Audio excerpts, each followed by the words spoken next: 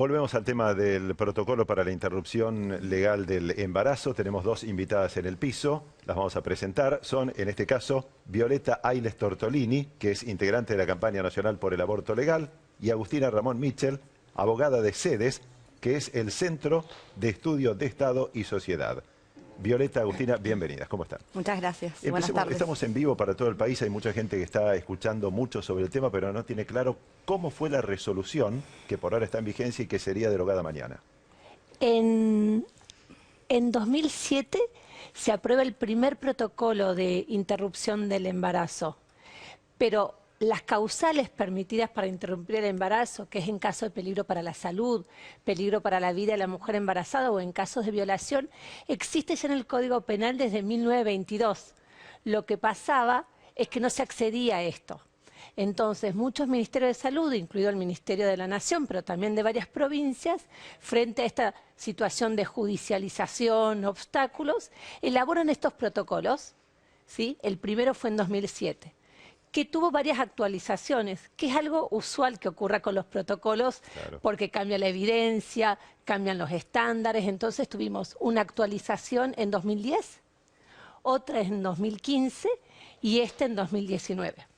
Nada más que esta agregaba que tenía resolución ministerial, ¿sí? Una resolución de la Secretaría de Salud, porque bueno, ahora ya no es ministerio, de la Secretaría de Salud.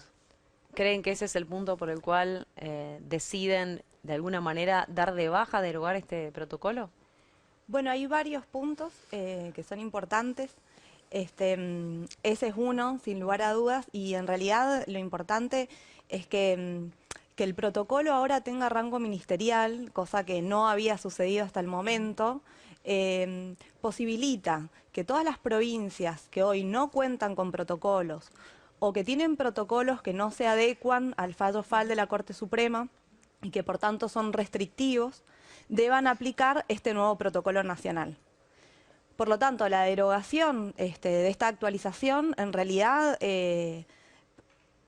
se manifiesta en una política totalmente antifederal, porque arroja nuevamente a las mujeres y a las personas con capacidad de gestar que se vean en la necesidad de interrumpir un embarazo por las causas que establece el Código Penal a la voluntad política de determinadas gobernaciones, ¿no? En mi caso, sí, yo soy de la provincia de Mendoza, Agustina es de la provincia de Tucumán. Estamos aquí invadiendo la capital federal. No, está muy bien.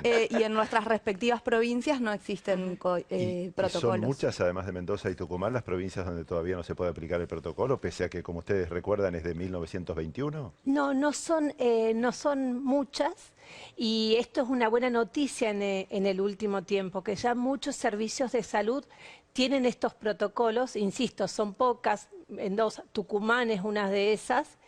Lo que pasa es que este protocolo permitía que los profesionales sepan, bueno, cuál es la dosis última, la que la Organización Mundial de la Salud está recomendando, para que tengan prácticas que no sean subestándares. Claro. Entonces, era un gran avance y se escuchó en estos, bueno, ayer, parece que fueron varios días, sí, pero sí, todo ocurrió. Hubo muchas repercusiones. Sí, fue muy intenso. Algunas críticas al protocolo, como que se excedía, ¿no? Entonces hablaban del consentimiento de niñas y adolescentes, que siempre es un tema que genera cierta discusión. Lo que sucede es que, no quiero aburrir a la audiencia con muchos detalles jurídicos, pero la última actualización del protocolo fue en 2015, pero después ocurrió la reforma del Código Civil, que pone nuevos estándares, nuevas reglas para el consentimiento de niñas y adolescentes y también para personas con discapacidad mental o intelectual. Hoy la regla, que es bastante razonable si nos ponemos a pensar, es la no sustitución del consentimiento. Usualmente se da el ejemplo de niñas que van a ir solas a interrumpir el embarazo, hospitales, y traen estas imágenes. Pero lo pensemos de otra forma. ¿Qué pasa si una adolescente de 16 años que queda embarazada no quiere interrumpir su embarazo? Y su papá o su mamá sí quiere. ¿La forzaríamos? No. Hoy nuestro derecho no permite. Ni permite que se la exija continuar con un embarazo, ni se le exige interrumpir ese embarazo. En todo caso, con menores de 16 y menores de 13, se acompaña el consentimiento con un mayor, con personas allegadas o progenitores, que no siempre pueden ser progenitores porque hay casos de abuso sexual. Bueno, ese es el tema grave. A veces una chica de 15 años puede haber sido violada por un padrastro, por ejemplo. Entonces, es importante que pueda tener el consentimiento propio, ¿no? Exacto, y de personas allegadas que puedan contenerla y apoyarla. Eso que vos señalás es importante y también hay que decir que no es solamente a veces, sino que la verdad es que en un nivel muy alto de porcentajes de las niñas y adolescentes violadas, la violación se produce en el seno familiar y lamentablemente muchas veces por parte de su progenitor. Entonces el principio de autonomía y de escuchar la voluntad de las niñas y las adolescentes es fundamental en estos casos. Y justamente hablaste de una niña y nadie puede evitar recordar el caso de una chiquita hace pocos meses atrás, donde decía, sáquenme esto que tengo adentro, y la justicia, Que me con puso un ese millón de viejo, vericuetos, ¿no? más la médica que tenía que atenderle y demás, dejaron pasar el tiempo. Sí, hoy los casos que nos enteramos que llegan acá a los noticieros o a la televisión son las malas noticias. Por suerte, hoy hay muchos casos que se resuelven en la confidencialidad de los servicios de salud, porque también pensemos que el acceso a una ILE, a una interrupción legal del embarazo en casos de violación, permite atender los casos de violencia sexual. Es decir, ahí no solamente ocurre la atención de una interrupción, sino hay una escucha activa, como decía Violeta, y hay una contención y se toman medidas. Por ejemplo, iniciación de una investigación penal, contención, aparece seguridad social, las áreas de niñez en lo que respecta al abuso, ¿sí? Entonces, no hay que pensar también los casos de ILE como casos aislados, sino posibilidades de mejorar la salud y el bienestar de esas personas. Lo saco un segundo de este protocolo de ILE y me quiero meter en lo que sería una ley de aborto seguro, legal y gratuito aquí en la República Argentina.